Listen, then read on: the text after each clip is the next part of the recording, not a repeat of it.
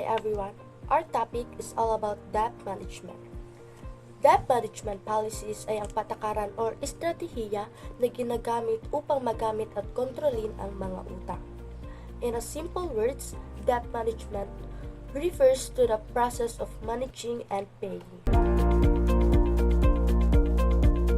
Okay, we have 6 components of debt policy. First of all, kailangan sa pag-utang is na ay mga debt policy, na ay mga rules and everything. So, let's proceed to the first component of debt policy, which is scope and purpose. So, kailangan if mag-utang ta sa loan company is kailangan siya nga na ay scope and purpose. So, para sa gamiton nganong muutang ka ana dagan og mga process ang if mag-loan ka. So next is use of debt. So kailangan siya nga if mag-loan ka or mag-utang something ana kailangan nga same sa scope and purpose, kailangan naa jud siya rason nganong imong utangan para asa nimo gamiton. Then sa types of debt, first we have secured debt, unsecured debt, installment debt, student loan, personal loan, auto loans, and mortgages and bonds. So first, we have student loan. So student loan is naa siya lower interest rate and more flexible repayment terms. So ang meaning ana is if ako mag-ano ko og student loan, so makaano ko og mga lower interest and mga long term or short term nga bayad. Hinahinayan siya, dili kay dako ang iyang interest. Then sa personal loan is mao na siya ang unsecured loan. Meaning they do not require collateral. So like other loans is na siya collateral. Then sa installment debt is a loan is repaid in regular installments, usually in equal money repayment. So equal ang iyang monthly. So example, mga 15-30, ganun ana ang loan. Next, we have a debt limitation. Importance sa loan ay importance if mag-utang ka kay naa mga debt limitation. Same sa GCash or something other loan company. Naa siya from 5k to 30k if mag good payer ka, mas naa siya chance na mas mutaas imong limit sa loan. Next is debt structure. Debt structure is nagakuan na dira og kanang mga repayment periods, mga debt service patterns, unsay na dira ang mga kanang unsay sa loan na dira. Then ang debt issuance is naga-establish of consistent practices of issuing debt. So, naadra ang mga criteria for refunding bonds and credit ratings. So, may buntag, ang pinakatumong sa debt policy mao ang pagtabang sa kumpanya nga maka-adapt og risk ug pagtubo. Ang sigurado nila nga ang kumpanya adunay igong nga pundo aron masuportahan ang ilang mga operasyon o ekspansyon nga dili malabo ng utang, nga mahimong magdala sa pinansyal nga kalisod. Ang klaro nga debt policy makatabang usab sa pagmaintenar sa mayong credit rating ug siguraduhon nga ang kumpanya makabayad sa iyang mga obligasyon nga walay pagkompromiso sa iyang pinansyal nga kahimtang. Sa laktod nga pagkasulti, nagiya kini kung giunsa sa kumpanya paggamit ang utang aron motubo samtang nagapanalipod sa risgo. Uses of debt: Capital Improvement Planning or CIP. The CIP involves the strategic planning and prioritizations of long-term capital project or investment. So guys, ang CIP is nag-prioritize of pangmatagalan ng mga proyekto guys or investment o negosyo. So kailangan din siya planado. And to achieve this alignment, guidelines and procedures can be established to ensure long-term financial sustainability. So need na to guidelines and procedure guys para ma-sure na to ang long-term financial sustainability. Ensuring borrowing decisions align with the country long-term goals. So, sa atong country long-term goals guys, just for example atong proyekto ni Duterte nga pabahay sa mga biktima sa Bagyo. So, before to nagikanda ka project, kailangan giplanuhan pa to nila kay para ang tanan nga biktima sa Bagyo matagan og balay.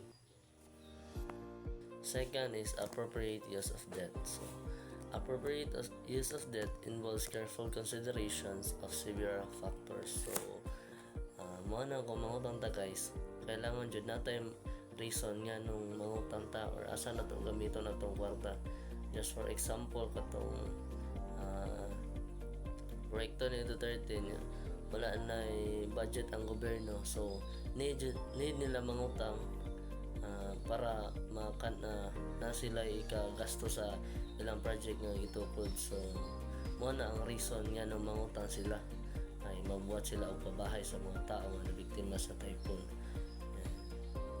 This includes assessing the potential return on investment. So, muna kung mangutang ta guys, syempre, need man yun na ito umagbayad. So, muna yung ang assess o mga potential return on investment. So, karon I'm about to discuss the types of debt permitted. So, from the word debt, no, kay kuan siya utang. So, kini na there are two types of debt no or utang. Kini ang long term og ang short term. So, kaning long term nga utang is mo ni ginatawag nga funded debt. So, kini nga utang kay mula pa sa usa ka tuig ang bayranan sama sa bonds o term loans o kasagaran gigamit para sa dagkong proyekto o negosyo.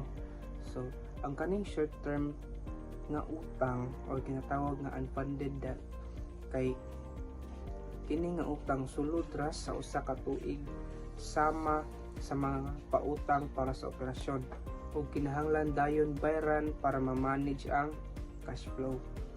So, kining long term no is dapat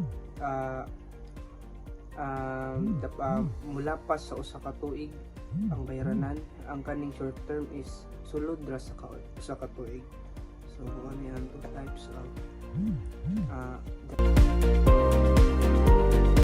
legal framework and state limitations surrounding debt management. So ang state law is naghimo siya og system aron ma-regulate ang borrowing and lending and para pod maprotektahan ang both borrowers and lenders by ensuring fair practices. So one of the primary function of state law in debt management is to regulate interest rates through usury law. So ang usury law is mo ni siya ang nagaprotect sa consumer or mga borrowers by setting legal limits sa interest rates. From the word usury is mo ni siya ang nagasingil og taas nga interest rates sa loan. For example, ikaw nangita ka kwarta para mag-start sa imong business.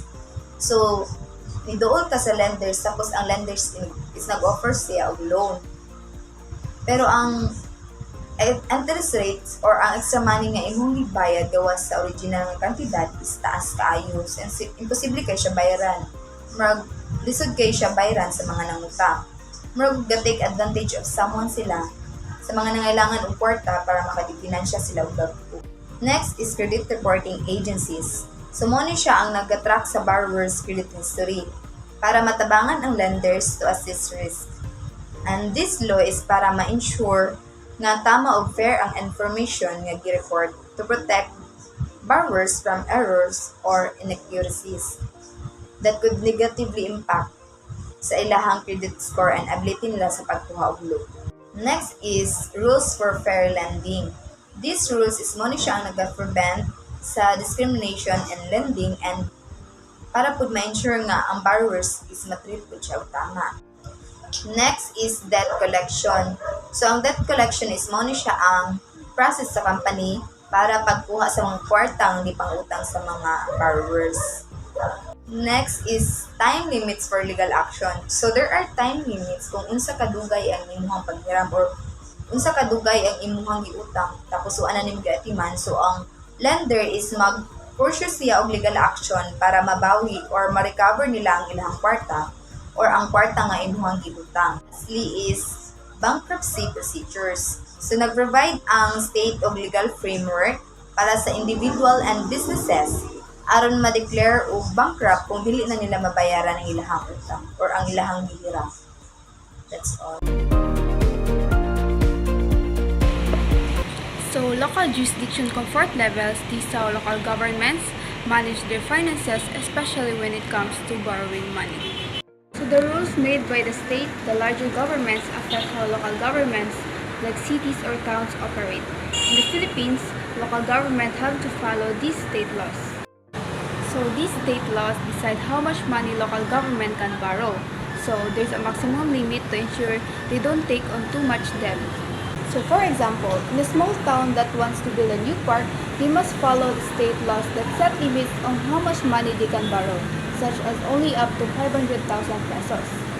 So these laws specify also require the town to get permission from the state before taking out the loan. They choose to use bonds to raise the money which is allowed by the law, and they can only spend this money on the park and not on the other projects. So in this way, state laws help local governments borrow money safely and responsibly, while keeping the public informed about their financial decisions. So again, local jurisdiction comfort levels refers to how local governments manage their finances, especially when it comes to borrowing money. So this part, we're going to talk about revenue debt consideration. So when we say revenue debt consideration is this part includes a people who need to borrow money. The report na part is involves states which are like a parent na magset og rules in order nga dili magpalabi og hilam og kwarta ang usa ka city. So in revenue debt consideration is people have limitations. They cannot borrow unlimited amounts of money. Second is approval.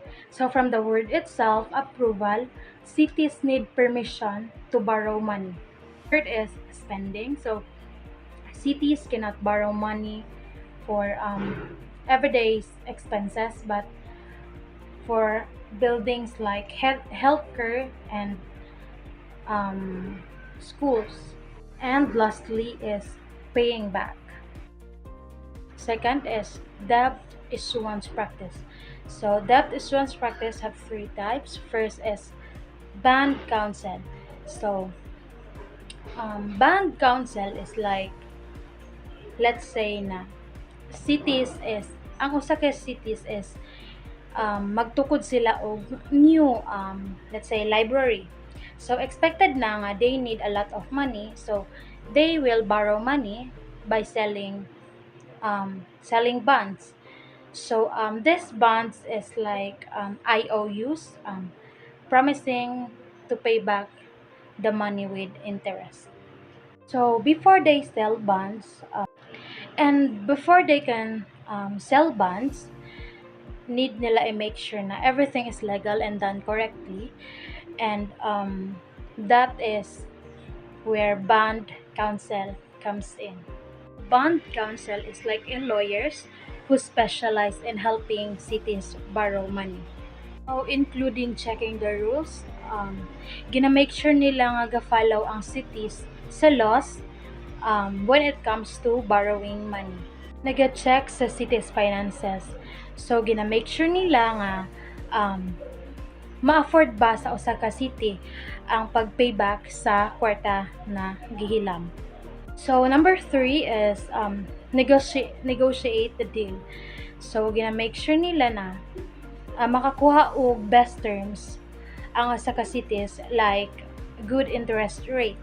Number 4 is write the paperwork. So gina-make sure nila nga legal ang mga documents and borrowing money. As you can see, bond counsel is making sure na makaborrow ang usa ka city og money fair og legal. So they are essential pod na responsible. So second type of debt issuance practices is si financial advisor.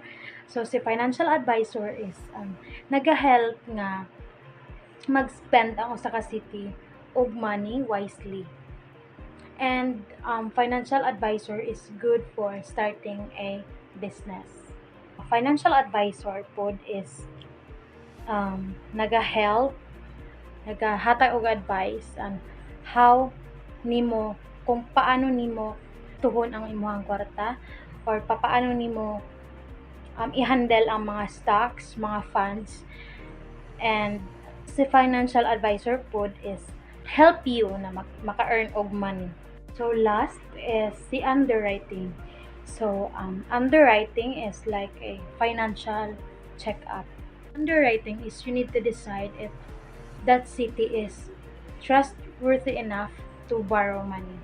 And that is underwriting all about. It's about figuring out how risky it is to lend money on someone and invest on something. Underwriting is like a detective na mag-search if that city is financial stable.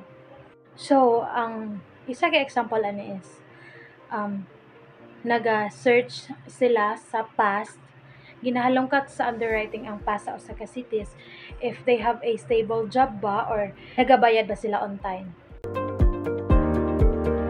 So, the next topic is sales method.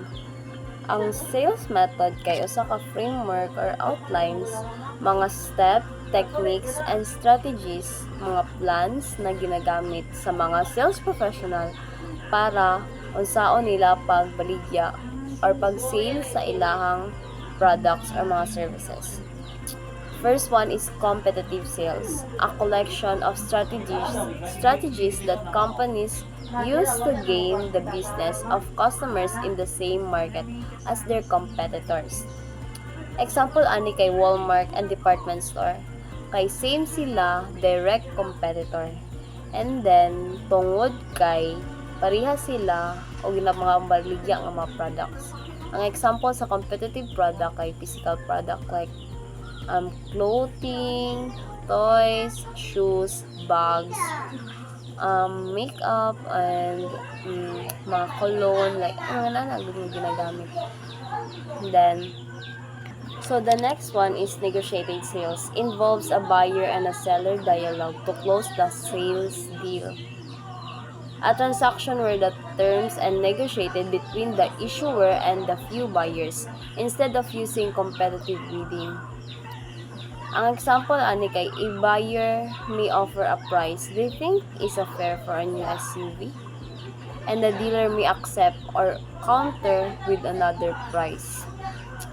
The last is private placement, a sales of securities like stocks, shares, and bonds to select a group of investors instead of an public exchange.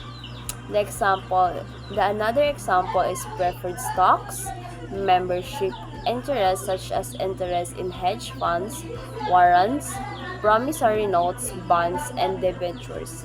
And that's all.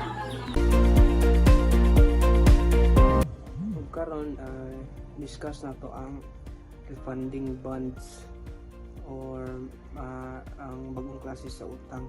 So kining refunding bonds no, mao ang bagong klase sa utang nga gi-issue aron bayaran ang existing nga utang o bonds.